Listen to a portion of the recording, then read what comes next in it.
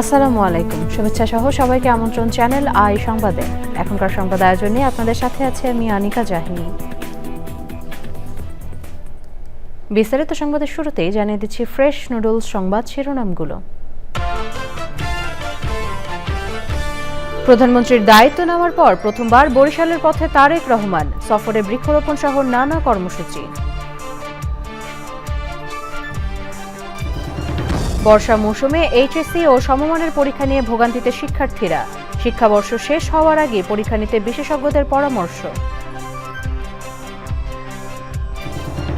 টানা বৃষ্টি ও পাহাড়ি ঢলে দেশের বিভিন্ন অঞ্চলে কৃষির ব্যাপক ক্ষতি, চট্টগ্রাম সহ ৮ জেলার ২০,০০০ হেক্টর জমির ফসল নষ্ট। বিশ্বকাপে ফ্রান্স ইংল্যান্ড, ফাইনালে ফরাসিদের জয়ের পূর্বাভাস দিচ্ছে সুপার কম্পিউটার। সব ম্যাচ আইস্ক্রিনে সরাসরি সম্প্রচার। এবং ২৪শে জুলাই আন্দোলনের উত্তাল দিনে ইন্টারনেট বন্ধ করেছিল সরকার, আন্তর্জাতিক গণমাধ্যমে বাংলাদেশে গণহত্যার চিত্র।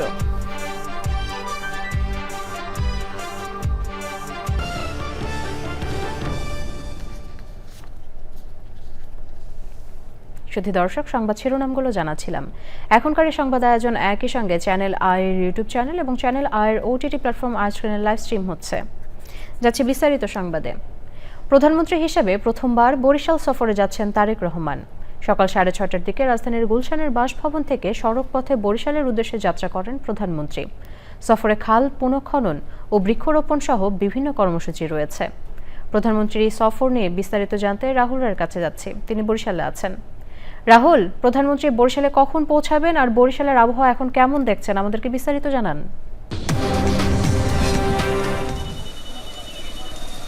আনিকা, আপনাকে ধন্যবাদ।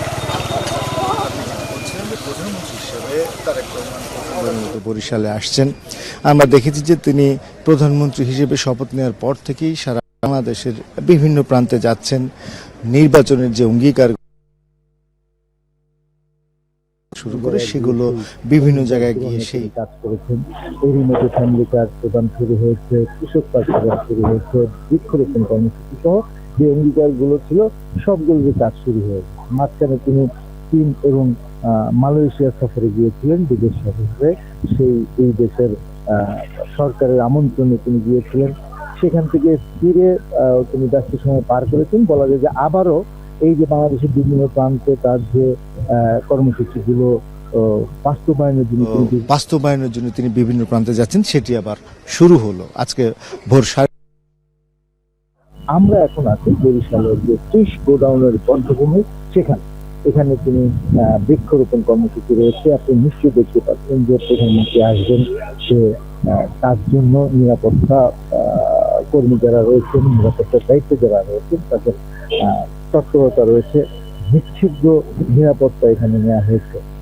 এছাড়া আপনি আরেকটি প্রশ্ন যেটি করেছেন যে আবহাওয়া, আমরা যখন গতকাল ঢাকা থেকে বরিশালের উদ্দেশ্যে রওনা হয়েছি, তখন আমরা দেখেছি যে পুরো রাজধানীতেই প্রবল বর্ষণে মানুষের দুর্ভোগ। রাজধানীর বিভিন্ন সড়ক পানিতে ডুবে গিয়েছিল এবং আমরা যতদূর জানতে পেরেছি যে আজকেও কিন্তু রাজধানীতে সকাল থেকে বৃষ্টি হচ্ছে।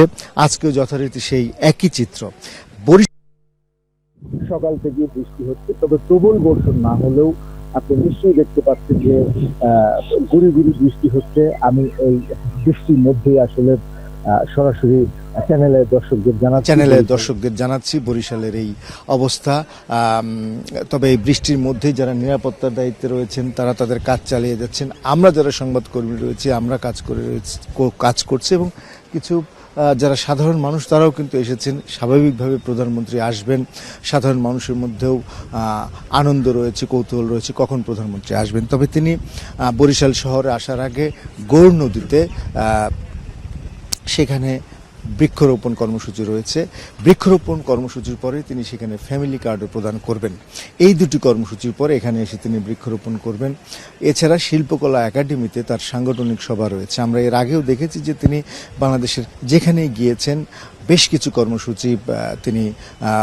কর্মসূচি শেষ করার পর দিন শেষে একটি সমাবেশ করেন। কখনো সেই সমাবেশের পরে একটি সাংগঠনিক সভা করেন। সেখানকার যারা স্থানীয় নেতাকর্মী রয়েছেন তাদের সঙ্গে তিনি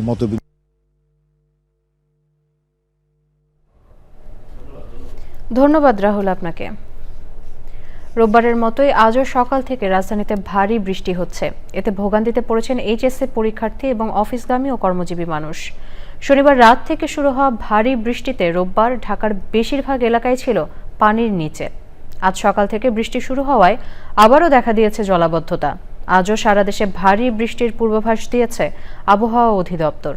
পূর্বাভাসে বলা হয়েছে, রংপুর, রাজশাহী, ময়মনসিংহ ও খুলনা বিভাগের অধিকাংশ জায়গায় এবং ঢাকা, বরিশাল, চট্টগ্রাম ও সিলেট বিভাগের অনেক জায়গায় অস্থায়ীভাবে দমকা হাওয়াসহ হালকা থেকে মাঝারি ধরনের বৃষ্টি বা বজ্রসহ বৃষ্টি হতে পারে। সেই সঙ্গে রংপুর, রাজশাহী, ময়মনসিংহ ও খুলনা বিভাগের কোথাও কোথাও মাঝারি ধরনের ভারী থেকে অতি ভারী বর্ষণ হতে পারে বলেও উল্লেখ করা হয়েছে।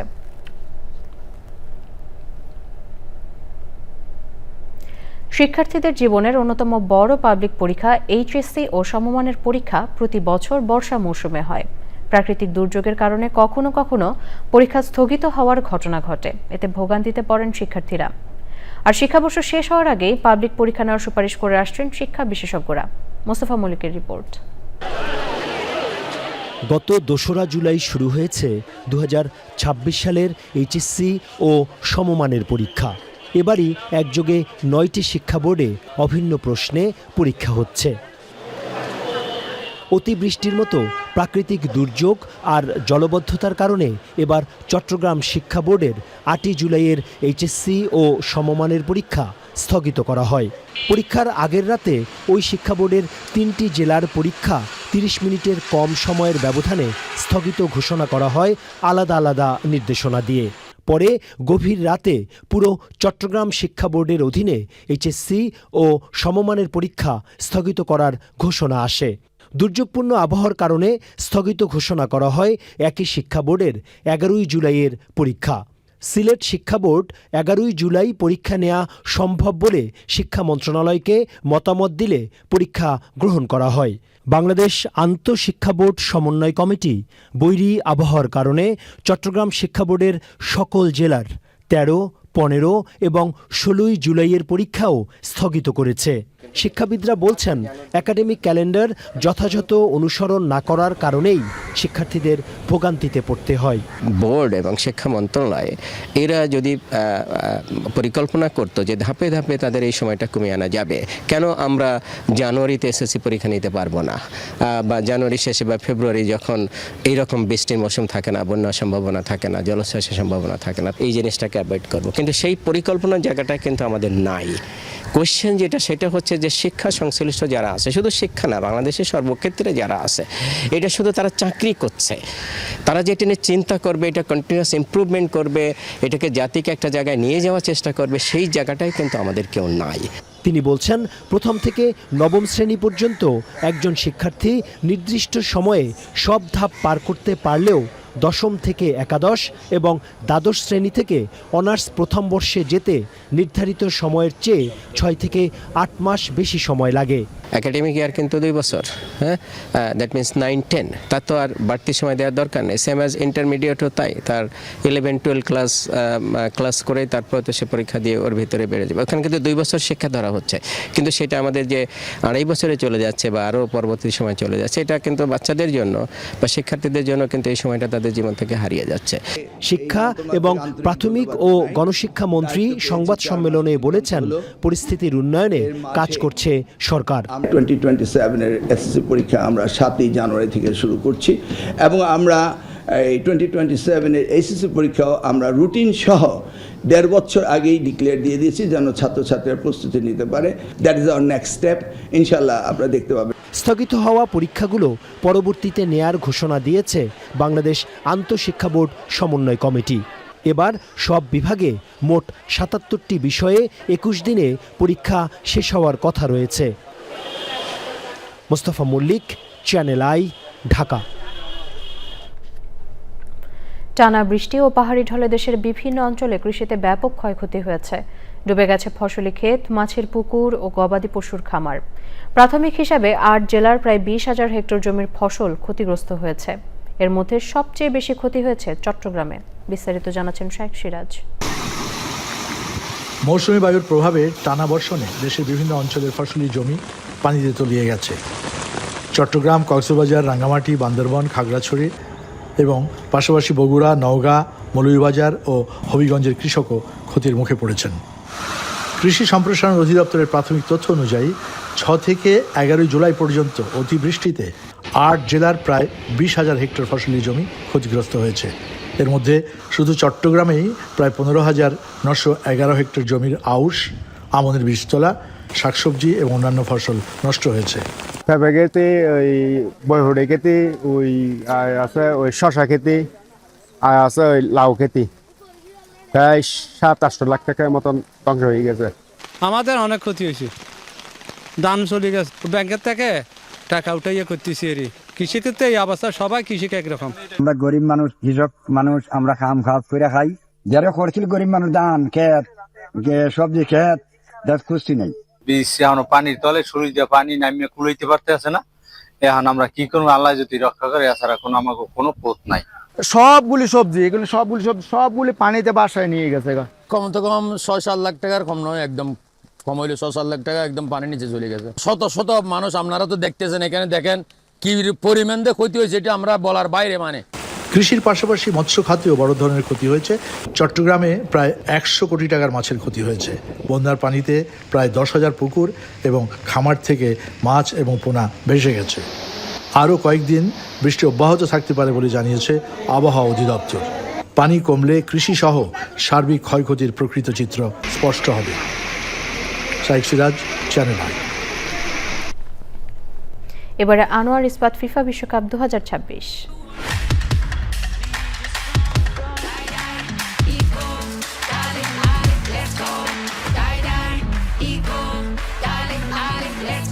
যখনই দীর্ঘ, যখনই বৃহৎ, যখনই দৃঢ় নির্মাণের চ্যালেঞ্জ, তখনই সারা দেশের আস্থা আনোয়ার ইস্পাত, স্ট্রংগেস্ট স্টিল সিন্স 1978।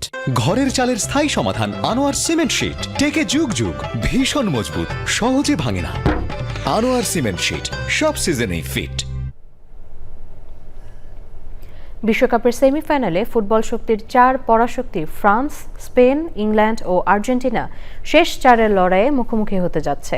মাঠের লড়াই শুরুর আগেই সম্ভাব্য ফল নিয়ে চলছে নানা বিশ্লেষণ। সেই আলোচনায় নতুন মাত্রা যোগ করেছে সুপার কম্পিউটারের পূর্বাভাস। কোন 2 দল ফাইনালে যেতে পারে আর কার হাতেই বা উঠতে পারে বিশ্বকাপ, সেটিই জানাচ্ছেন সাদি মাহমুদ।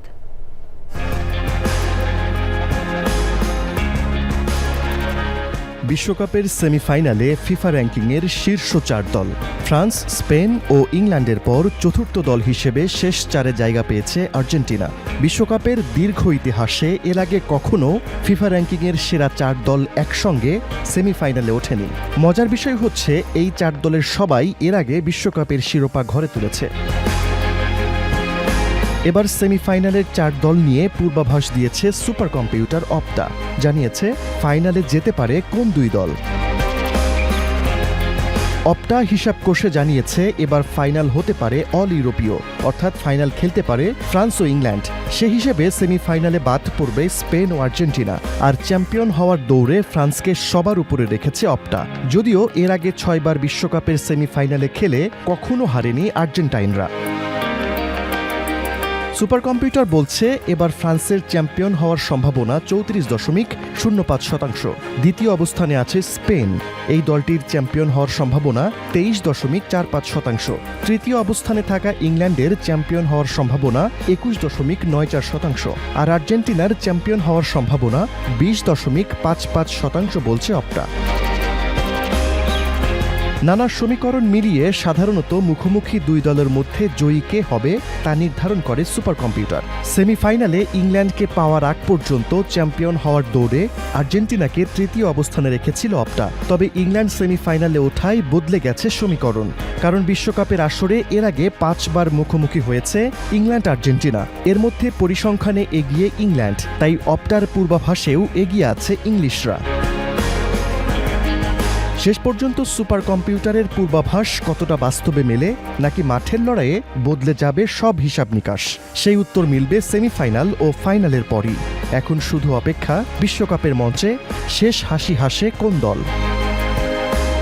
সাদি Mahmud, sports desk, channel I. এবারে জুলাই গণ অভ্যুত্থান প্রসঙ্গ।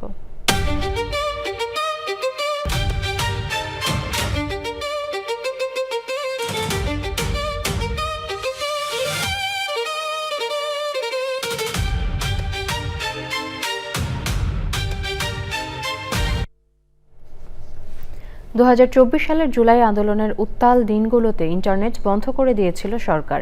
ইন্টারনেট ব্ল্যাকআউটের সেই অন্ধকার সময়ে বিশ্বমঞ্চে বাংলাদেশের গণহারে মানুষ হত্যার চিত্র তুলে ধরেছিল আন্তর্জাতিক গণমাধ্যম। তাফিমুল ইসলামের রিপোর্টে বিস্তারিত। 2024 সালের জুলাইয়ের বারুদ আর স্লোগানের বাংলাদেশ হঠাৎ করে এক অচেনা নিস্তব্ধতায় ডুবে যায়। দেশ জুড়ে বন্ধ হয়ে যায় মোবাইল ডাটা, ব্রডব্যান্ড ইন্টারনেট। বাইরের পৃথিবীর সাথে বিচ্ছিন্ন হয়ে পড়ে 20 কোটি মানুষের বাংলাদেশ। গণমুখী গণ আন্দোলন দমাতে শত শত মানুষ হত্যার খবর চেপে রাখার যখন আপ্রাণ চেষ্টা, তখন বাংলাদেশের মানুষের পাশে দাঁড়ায় আন্তর্জাতিক গণমাধ্যম। BBC, CNN, Deutsche Welle, Al Jazeera এবং এএপি, রয়টার্সের মতো বিশ্বের শীর্ষস্থানীয় সংবাদ কক্ষগুলো রূপ নেয় বাংলাদেশের তথ্য কেন্দ্রে। কিন্তু ইন্টারনেট ছাড়া কিভাবে সম্ভব হয়েছিল এই যোগাযোগ? কিছু কিছু জায়গায় ইন্টারনেট ছিল যেগুলো আপনার অনেক কেপিআই এরিয়াতে, এবং তৎকালীন বিভিন্ন সময়ে অনেক যারা সরকারের বিভিন্ন দায়িত্বে আছে তারাও সাংবাদিকদেরকে অনেক হেল্প করেছে, প্রকাশ্যে না, তারা গোপনে তারা হেল্প করেছে। কিভাবে এই নিউজগুলো পাঠানো যায়, কিভাবে নিউজ পাওয়া যায়, নানা বিষয়ে তারা হেল্প করেছে। পেন ড্রাইভে করে যেটা এনেছি সেটা আপলোড করে আমরা নেপালে আমাদের বন্ধু নয়নতারা, ওর কাছে পাঠাতাম, এক জায়গায় যাতে পাঠাতে হয়, কারণ অতগুলি সময় নেই অতগুলি জায়গায় পাঠানো। ও নেপাল থেকে তারপরে সারা পৃথিবীতে ছড়িয়ে দিয়েছিল। ডিজিটাল যুগে এসেও সাংবাদিকরা ফিরে যান অ্যানালগ পদ্ধতিতে। টেক্সট করে পাঠাতাম, ইমেল করে পাঠাতাম, কারণ আমরা তো ভিডিও লাইভ করতে পারিনি। ভিডিও লাইভ করাটা সম্ভব ছিল না। মোস্টলি আমরা অপারেট করতাম হচ্ছে টেলিফোন, টেক্সট মেসেজ এবং ইমেল।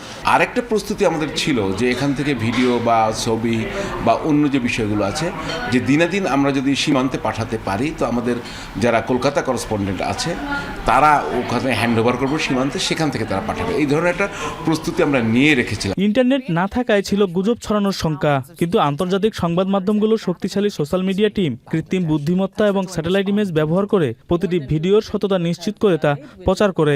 আন্তর্জাতিক মাধ্যম তো সেই ন্যারেটিভ মতো কাজ করে না, যার ফলে বাস্তব যে পরিস্থিতি এটা কিন্তু আন্তর্জাতিক সংবাদ মাধ্যমে খুব ইজিলি প্রকাশ পেয়েছে। বিভিন্ন পশ্চিমা দেশ, জাতিসংঘ, বিভিন্ন মানবাধিকার সংস্থা তারা যেসব রিপোর্টগুলো করেছে মোস্টলি ছিল ইন্টারন্যাশনাল মিডিয়া যেসব রিপোর্ট, তার ভিত্তিতে। জুলাইয়ের একদিকে সেই অন্ধকার দিন এবং অন্যদিকে নতুন আলোর সময় প্রমাণ করেছে প্রকৃত গণমাধ্যম আর প্রযুক্তির মেলবন্ধনে সত্যকে অবরুদ্ধ করে রাখা যায় না। আন্তর্জাতিক গণমাধ্যমের সাহসী নেটওয়ার্ক আজ ইতিহাসের পাতায় জুলাই আন্দোলনের বিশ্বস্ত দলিল। তাফিমুল ইসলাম, চ্যানেল আই, ঢাকা। এবারে অন্যান্য সংবাদ। থাইল্যান্ডের রাজধানী ব্যাংককের একটি পানশালায় আগুনে কমপক্ষে 27 জনের মৃত্যু হয়েছে। দগ্ধ ও আহত কয়েকজনকে হাসপাতালে ভর্তি করা হয়েছে। সোমবার মধ্যরাতে ব্যাংককের উত্তরাঞ্চলের না লাতপ্রাও পাবে আগুনের ঘটনা ঘটে। ঘটনাস্থল পরিদর্শন করে থাই প্রধানমন্ত্রী আনুতিন চার্নভিরাকুল জানান, আগুন লাগার কারণ তদন্ত করা হচ্ছে। প্রাথমিকভাবে ধারণা করা হচ্ছে মঞ্চের পাশের একটি বৈদ্যুতিক সার্কিট ব্রেকার থেকে ধোঁয়া বের হওয়ার পর বিস্ফোরণ ঘটে এবং মুহূর্তেই পুরো পাব ধোঁয়ায় ঢেকে যায়। অনেকের মৃত্যু হয়েছে পাবের পেছনের শৌচাগারে আশ্রয় নেওয়ার সময়। প্রায় আধা ঘন্টার চেষ্টায় আগুন নিয়ন্ত্রণে আনেন দমকল কর্মীরা। শুধু দর্শক, সংবাদের এ পর্যায়ে নিচ্ছে একটি বিরতি, আর বিরতির পর জানিয়ে ফিরছি বিশ্বকাপের নকআউট থেকে বিদায়ে সেনেগালের প্রধান কোচ পাপে থিয়াও বরখাস্ত। নতুন কোচের আলোচনায় ফরাসি পাত্রিক ভিয়েহা।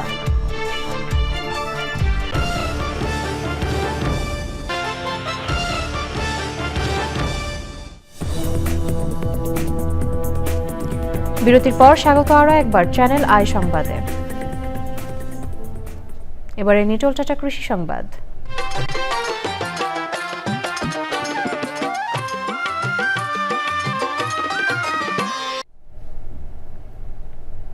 কুড়িগ্রামে বাণিজ্যিকভাবে সম্প্রসারিত হচ্ছে লটকন বাগান। জেলার আবহাওয়া ও মাটি লটকন উৎপাদনের উপযোগী হওয়ায় মৌসুমি এই ফল চাষ করে লাভবান হচ্ছেন কৃষক। এখানকার উৎপাদিত লটকন স্থানীয় চাহিদা মিটিয়ে দেশের বিভিন্ন অঞ্চলে যাচ্ছে। শুধু দর্শক, কুড়িগ্রাম থেকে শ্যামল ভৌমিকের তথ্য ও ভিডিও চিত্রে আল মুকসিদের রিপোর্ট। কুড়িগ্রাম সদর উপজেলার কাঁঠালবাড়ি, মোগলবাসা, বেলগাছা ও রাজারহাট উপজেলার ছিনাই, বিদ্যানন্দ সহ জেলার বিভিন্ন এলাকায় গড়ে উঠেছে লটকনের বাণিজ্যিক বাগান। বেশিরভাগ বাগান করা হয়েছে সুপারি বাগানের ভেতরে ছায়াযুক্ত স্থানে।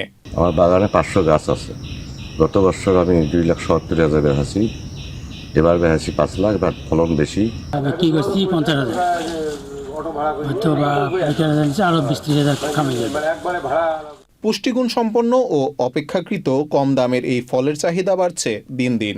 বর্তমান বাজারে প্রতি কেজি লটকন বিক্রি হচ্ছে 60 থেকে 70 টাকায়। আমি এখানে প্রতি বছরে আসি লটকন সিজনে, আসি এখানে বাগান কিনি, ওর মন ধরা কিনি, কিনে আমার দেশে পাঠাই, বিভিন্ন জেলায় পাঠাই। মোটামুটি আশা করি ভালোই ইনকাম আসে। চলতি মৌসুমে জেলায় 170 হেক্টর জমিতে লটকনের চাষ হয়েছে বলছে কৃষি বিভাগ। সুপারির বাগানে লটকন চাষে সুপারির টাকা পাওয়ার পরেই লটকনের ফলন শুরু হয়েছে, লটকনের থেকে টাকা পাওয়া যায়। গত বছর লটকনের ফলন কম হয়েছিল, এবার লটকনের ফলন ভালো এবং বাজার মূল্য অনেক ভালো। স্থানীয় চাহিদা মিটিয়ে এখানকার লটকন দেশের বিভিন্ন অঞ্চলে চলে যাইতেছে। এখানকার লটকন অত্যন্ত সুস্বাদু এবং বিষমুক্ত। কৃষক পরিচ্ছন্নভাবে চাষ করে এখানে, এবং দেশের বাইরেও এই লটকনের চাহিদা তৈরি হইতেছে। লটকন চাষ সম্প্রসারণে কৃষকদের আরও সহায়তা দেয়া গেলে লটকন চাষই বদলে দিতে পারে কুড়িগ্রামের কৃষিচিত্র, মনে করছেন সংশ্লিষ্টরা। আল মুকসিদ, চ্যানেল আই। এবারে প্রকৃতি সংবাদ।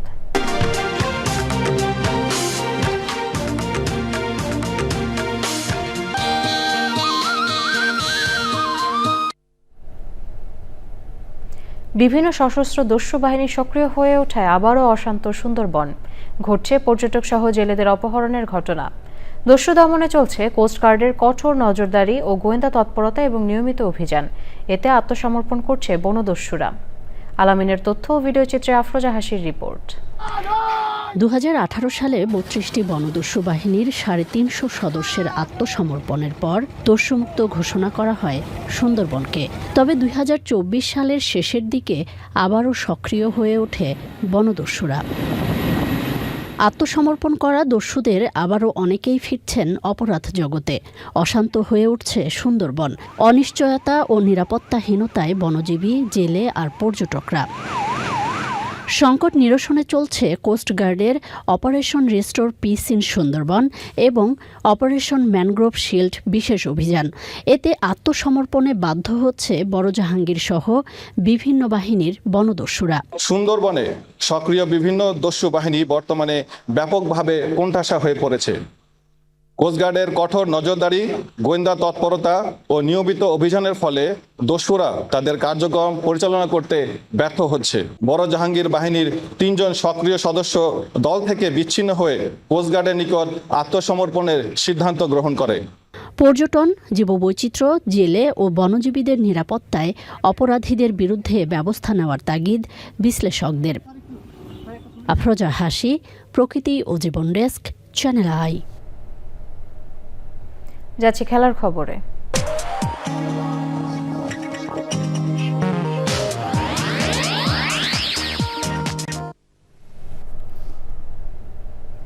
বিশ্বকাপের নকআউট পর্ব থেকে বিদায় নেওয়ার পর সেনেগাল জাতীয় ফুটবল দলের প্রধান কোচ পাপে থিয়াওকে বরখাস্ত করা হয়েছে। রোববার এক বিবৃতিতে এই তথ্য জানিয়েছে সেনেগাল ফুটবল ফেডারেশন।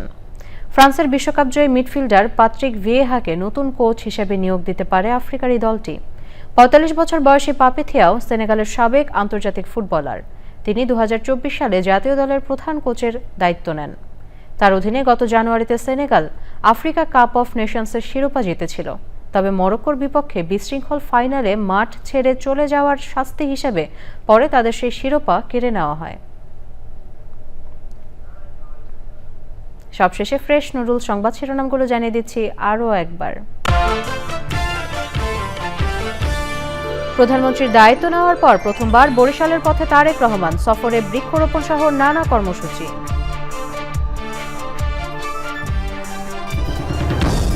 বর্ষা মৌসুমে এইচএসসি ও সমমানের পরীক্ষা নিয়ে ভোগান্তিতে শিক্ষার্থীরা। শিক্ষাবর্ষ শেষ হওয়ার আগেই পরীক্ষা নিতে বিশেষজ্ঞদের পরামর্শ। টানা বৃষ্টি ও পাহাড়ি ঢলে দেশের বিভিন্ন অঞ্চলে কৃষির ব্যাপক ক্ষতি। চট্টগ্রাম সহ 8 জেলার 20,000 হেক্টর জমির ফসল নষ্ট। বিশ্বকাপে ফ্রান্স ইংল্যান্ড ফাইনালে ফরাসিদের জয়ের পূর্বাভাস দিচ্ছে সুপার কম্পিউটার। সব ম্যাচ আইস্ক্রিনে সরাসরি সম্প্রচার। এবং 24 জুলাই আন্দোলনের উত্তাল দিনে ইন্টারনেট বন্ধ করেছিল সরকার। আন্তর্জাতিক গণমাধ্যমে বাংলাদেশে গণহত্যার চিত্র।